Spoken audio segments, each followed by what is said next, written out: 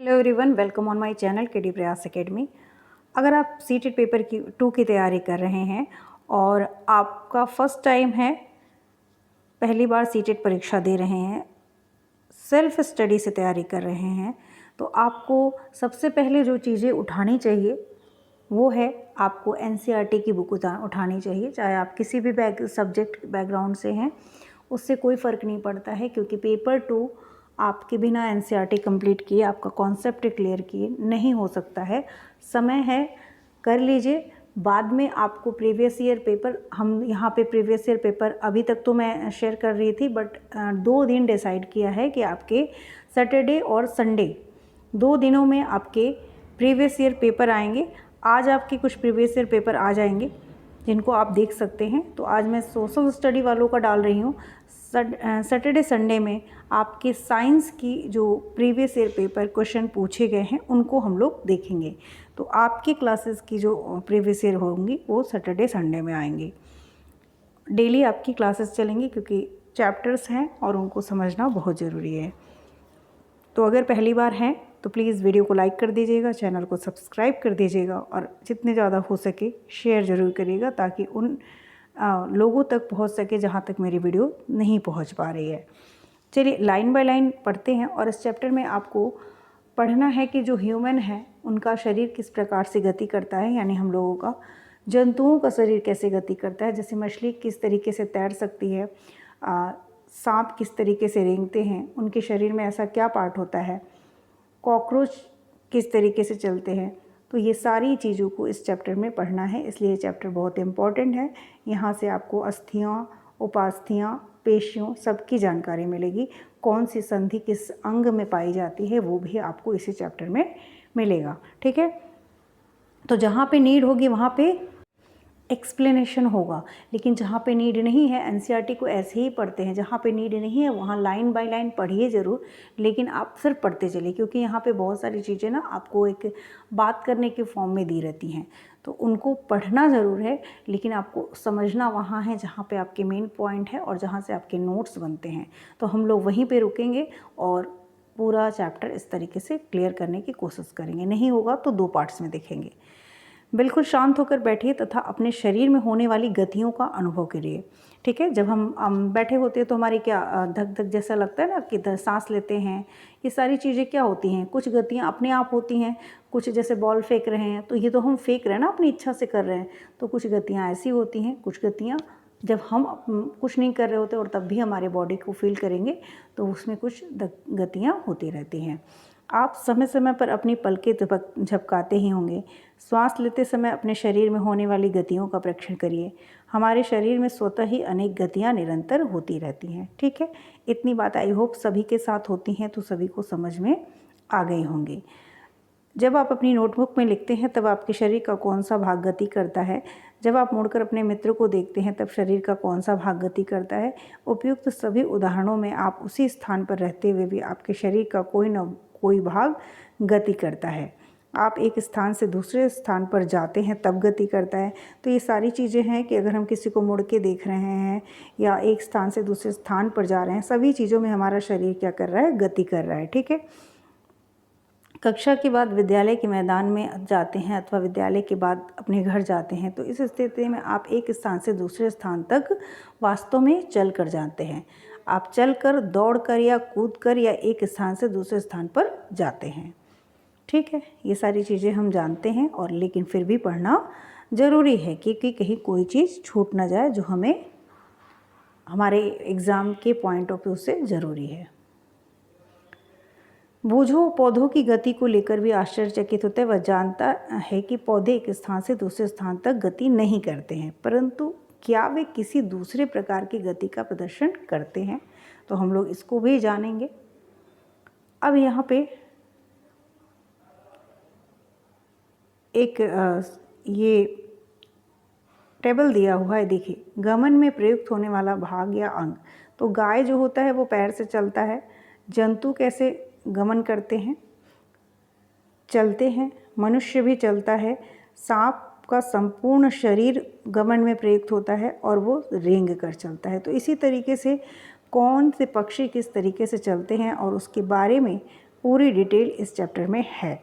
और कौन कौन सा बॉडी पार्ट्स होता है, अस्थि क्या होती है, उपास्थि क्या होती है, सब आप सीख जाएंगे। चलना, टहलना, दौड़ना, उड़ना, छलांग मारना, रेंगना एवं तैरना इत्यादि जंतुओं के एक स्थान से दूसरे स्थान तक जाने के कुछ ढंग हैं। जंतुओं के इस एक स्थान से दूसरे स्थान तक जाने के तरीके में इतनी अधिक विविधता क्यों है? क्या कारण है कि अनेक जंतु चलते हैं जबकि सांप रेंगता है और मछली तैरती है? क्यों सब नहीं चलते हैं, क्यों सब नहीं रेंगती हैं, या क्यों सब नहीं तैरते हैं? ये बात भी क्वेश्चन किए कि इनके शरीर में ऐसा क्या होता है जो चेंज है, जिसकी वजह से कोई रेंगता है, कोई चलता है, कोई उछलता है, कोई नॉर्मली क्या करता है, स्विमिंग करता है, तैर लेता है।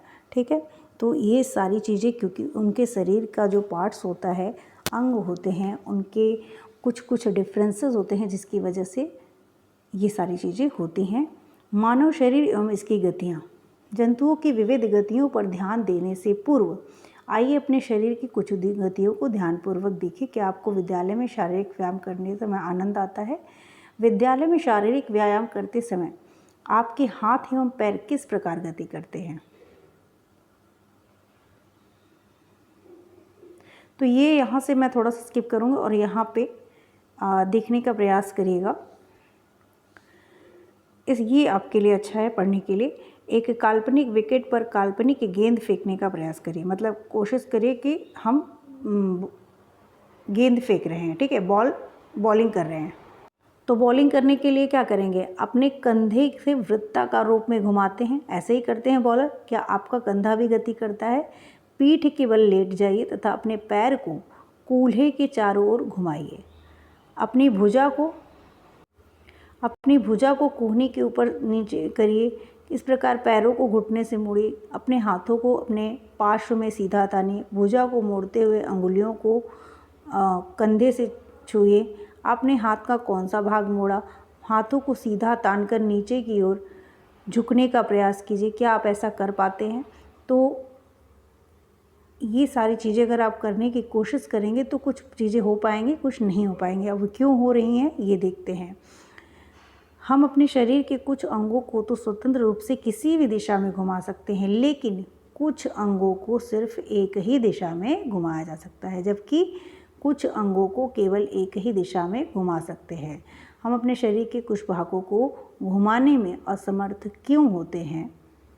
एक पैमाने को अपने हाथ पर रखिए, स्थिति में रखिए जिसकी आपकी कोहनी पैमाने के मध्य में रहे।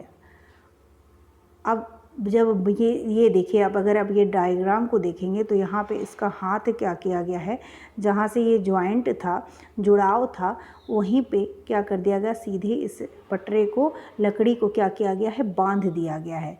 अब इसको मोड़ेंगे तो जब यही सीधा हो गया, ये चीज़ तो मोड़ ही नहीं पाएगी जो जॉइंट पे है, तो क्या आप इसको मोड़ पाएंगे? नहीं मोड़ पाएंगे। ठीक है, तो हमारे शरीर में गतियों के लिए आप ये चीज़ ज़रूरी है ना, तो यहाँ से हम मोड़ नहीं पाएंगे और उस चीज़ के बारे में हम पढ़ेंगे अभी। क्या आपने ध्यान दिया कि हम शरीर के विभिन्न भागों को उसी स्थान से अथवा मोड़ अथवा घुमा पाते हैं जहाँ पर दो हिस्से एक दूसरे से जुड़े हो, जैसे हाथ का आधा पार्ट और ये कंधे वाला पार्ट, ये हथेली वाला पार्ट और ये कंधे वाला पार्ट, यहाँ पे क्या होते हैं, कोहनी पे जुड़े होते हैं, जिसकी वजह से हम यहाँ से हाथ को मोड़ पाते हैं। तो उदाहरण के लिए कोहनी, कंधा अथवा गर्दन। क्या आपके कुछ ऐसे अन्य भागों के नाम बता सकते हैं? ये जिस स्थान पे जुड़ते हैं ना, ये दो पार्ट, उसी को हम क्या कहते हैं? संधि कहते हैं। इन स्थानों को क्या कहते हैं? संधि कहते हैं। तो मतलब संधि क्या है? शरीर के विभिन्न भागों को उसी स्थान पे मोड़ अथवा घुमा सकते हैं जहाँ पर दो हिस्से एक दूसरे से जुड़े हो। तो संधि में दो हिस्से शरीर के क्या होते हैं? एक दूसरे से जुड़े होते हैं। यदि हमारे शरीर में कोई भी संधि नहीं होती तो आपके विचार में क्या हमारे लिए किसी भी प्रकार की गति करना संभव होता? वास्तव में इन संधियों को कौन सी वस्तु परस्पर बांधती है? अपनी उंगली द्वारा अपने सिर, चेहरे, गर्दन, नाक, कान, कंधे के पीछे हाथ, पैर, अंगुली, पादांगुलियों को दबाइए। क्या आपको ऐसा अनुभव होता है कि आपकी अंगुली किसी कठोर वस्तु को दबा रही है? ये कठोर संरचनाएं क्या हैं? अस्थियां हैं, जो मांस के नीचे होती हैं। आप देखेंगे अगर दबाएंगे तो क्या कठोर संरचना नहीं होती है, आपको ऐसा फील नहीं होता है? तो वो कठोर संरचनाएं क्या हैं? अस्थियां हैं। अपने शरीर के अन्य भागों में इस प्रक्रिया को दोहराइए। इतनी सारी अस्थियां, अब अस्थियों को नहीं मोड़ा जा सकता जब तक हम अपनी कोहनी को कैसे मोड़ ले सकते हैं? अगर अस्थियां मोड़ नहीं रही हैं, ये तो हार्ड है, तो हम कोहनी कैसे मोड़ रहे हैं? हाथ के ऊपरी हिस्से से लेकर कलाई तक एक ही लंबी अस्थि नहीं होती है, क्योंकि जो हमारी अस्थियां होती हैं ये और हाथ की ये दो अस्थियां होती हैं जो एक जगह पे क्या होती हैं? जुड़ती हैं। तो इन जुड़ने वाला जो जगह होता है उसी को हम संधि कहते हैं, और ये क्या है? हमारी अस्थियां हैं। तो वास्तव में अनेक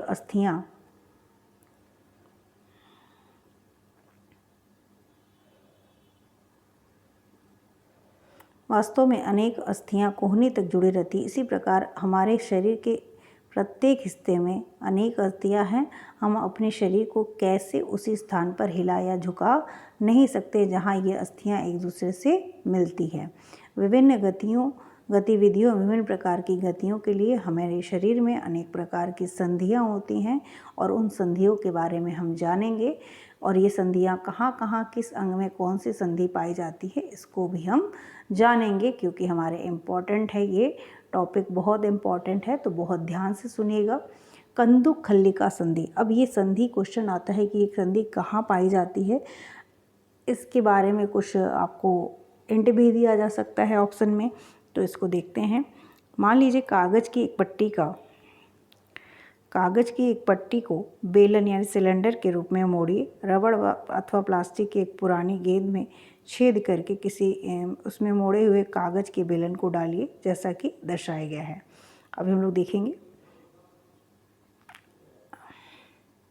ये आप देख सकते हैं, ये कागज़ का बेलन बनाया गया है, ठीक है, और इसको बॉल में ये कटोरी शेप में बनाया गया, और ये गेंद है। तो ये क्या है? जो हमारा हाथ होता है ना, वो कंधे में किस तरीके से फिक्स होता है उसी को दिखाया गया है। तो आप देखेंगे कि ये कैसे है। अब देखिए यहाँ पे कहा गया है कि कल्पना कीजिए कि कागज़ का जो बेलन था वो आपका हाथ है, तथा गेंद इसका एक सिरा है। जो हमारा हाथ होता है, जैसे हमारा हाथ है, और उसका एक सिरा जो है वो क्या है? आपका गेंद जो है वो एक इसका सिरा है। कटोरी, अब ये जो है ये फिक्स होगा किसमें? हमारे कंधे में, ठीक है। तो जो ये कटोरी है ना, इसमें हमारा ये जो बॉल मतलब हमारे हाथ का जो एक सिरा होता है गोल सा, वो इस कटोरी में यानी कंधे वाला जो सिरा होता है उसमें फंस जाता है। कटोरी कंधे के उस भाग के समान है जिसमें आपका हाथ जुड़ा है। एक अस्थि का गेंद वाला गोल हिस्सा दूसरी अस्थि की कटोरी रूपी गुहिका में धंसा हुआ है। इस प्रकार की संधि सभी दिशाओं में गति कर सकती है। यानी हम अपने हाथ को चाहें तो कंधे से गोल गोल सभी दिशाओं में क्या करा सकते हैं? ऊपर नीचे दाएं बाएं सभी दिशाओं में क्या करा सकते हैं? गति करा सकते हैं।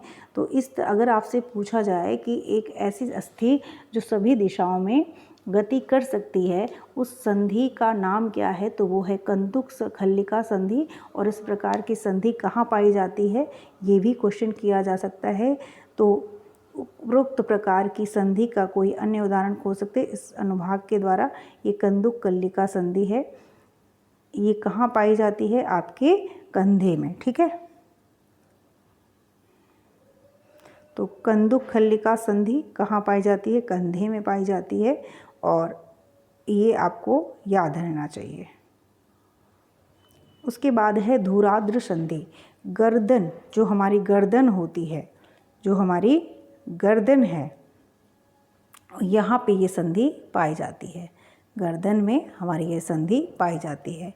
तो गर्दन तथा सिर को जोड़ने वाली संधि क्या है? धुराद्र संधि है। गर्दन तथा सिर को जोड़ने वाली धुराद्र संधि है। तो कंदुक खल्लिका संधि हमारे कंधे में पाई जाती है। गर्दन तथा सिर को जोड़ने वाली कौन सी संधि होती है? तो धुराद्र संधि होती है, जिसमें हम अपने गर्दन को सिर्फ आगे और पीछे या दाएं और बाएं घुमा सकते हैं। पीछे एकदम पीछे पलट के नहीं देख सकते हैं, ठीक है। तो इन गतियों को करने का प्रयास कीजिए। हमारे हाथ की उस गति से किस प्रकार भिन्न है? क्या चारों दिशाओं में गति करेगी? बिल्कुल नहीं। धुराद्र संधि में बेलनाकार अस्थि एक छलने में घूमती है। जो बेलनाकार अस्थि है वो एक छलने में घूमती है, और धुराद्र संधि में आप कंदुक खल्लिका संधि की तरह चारों दिशाओं में नहीं घुमा सकते हैं, ठीक है। तो ये धुराद्र संधि कहाँ पाई जाती है? सिर और गर्दन के बीच में ये होती है। को जोड़ने वाली जो संधि है, गर्दन तथा सिर को जोड़ने वाली जो संधि है वो है धुराद्र संधि, ठीक है। यहाँ तक पढ़ लिया हम लोगों ने। हिंज संधि कहाँ पाई जाती है? तो घर के किसी दरवाजे को बार बार खोलिए और बंद कीजिए। इसके कब्जे को ध्यानपूर्वक देखिए। दरवाजे को आगे और पीछे खुलने देता है। तो जो हमारा हाथ होता है ना, कोहनी की, जो हमारी कोहनी होती है, अगर आप दरवाजे की देखें तो और अपने कोहनी को देखें तो ये सिर्फ आगे और पीछे की तरफ नहीं जाएगा, मतलब बहुत पीछे पूरा मोड़ने नहीं देगा। सिर्फ ऐसे हाथ को कैसे बताऊँ, अगर मैं सामने होती तो आपको, आप अपने हाथ को मोड़िए, मोड़ पाएंगे। कंधे तो कुछ हुई अपने हाथ उंगलियों से कंधे कुछ हुई तो इधर कर पा रहे हैं, आगे कर पा रहे हैं, फिर सीधा करिए, फिर मोड़ कंधे को छूइए, फिर। तो हम क्या कर रहे हैं, इस तरीके की जो हिंज संधि होती है उसको क्या कहते हैं? हिंज संधि कहती हैं। और ये हिंज संधि कहाँ पाई जाती है? आपके कोहनी में, ठीक है। अभी हम लोग पढ़ेंगे तो ये पता चल जाएगा। घुटने में भी कह सकते हैं, घुटने की भी हिंज संधि होती है। वह एक हिंज संधि एक दिशा में गति होने देता है। हिंज संधि एक दिशा में गति होने देता है। कोहनी में हिंज संधि होती है। घुटने की हिंज संधि होती है जिसमें केवल आगे और पीछे एक ही दिशा में गति हो सकता है।